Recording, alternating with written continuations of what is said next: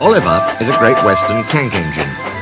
The other railway wanted to scrap him, so he ran away. Isabel, his faithful coach, came too, and so did Toad, a brake van. At the last moment they were nearly caught, but Douglas saved them. The Fat Controller was pleased, and said that when Oliver was mended, he could help Duck with his branch line. "We'll give you all Great Western colours, like Duck," he said kindly. "That will help you to forget your troubles." "Oh, thank you, sir," said Oliver happily. Duck's branch starts from the big station. When Oliver started work, he often met other engines there. They all wanted to know about his adventures. "Amazing," Henry would remark. "Oliver," said James, "has resource." "And sagacity," put in Gordon. "He is an example to us all." "You're too kind," giggled Oliver modestly. But he was only a tank engine after all. No big engine had ever said admiring things to him before. I'm sorry to say that it made him puffed up in the smoke box. The Fat Controller rescued another coach, called Dulcie. She trundled along with Isabel. Oliver sang, "Oh, Isabel's a funny coach, and so is Dulcie too. If I didn't look after them, they'd not know what to do." "Just listen to him, just listen to him," twittered Dulcie. "He's proud, he's conceited, he's heading for trouble," Isabel sadly replied. "I feel it in my frames," she shrieked as they rounded a curve. Henry says I'm amazing. He's right. What do I care for trouble? I just push it aside. All trucks are badly behaved, but ballast trucks are worst of all. Donald, Douglas and Duck warned Oliver about this. "You think I can't manage?" he said huffily. "Gordon knows better.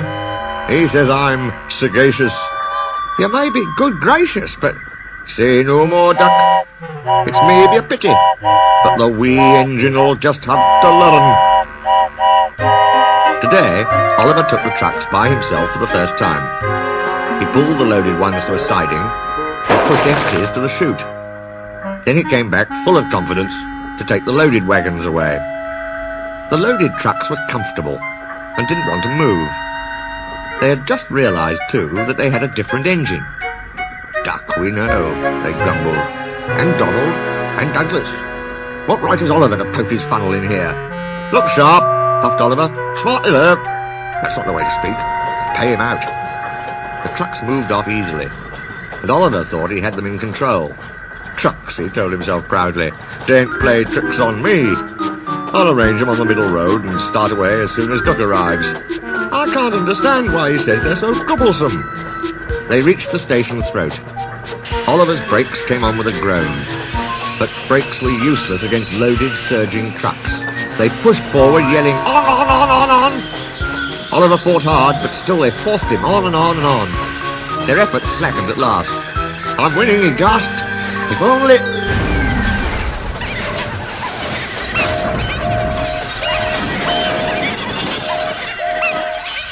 One moment his rear wheels were on the rails, the next they had none, and he was bunkered down in the turntable well, with a deluge of ballast all round him. When Duck arrived, he was stopped outside the station and flagged to the platform. He surveyed the wreckage. "Hello, Oliver," he remarked. "Have you been a good gracious engine? Beg pardon, of course, but we don't really like that sort of surprise.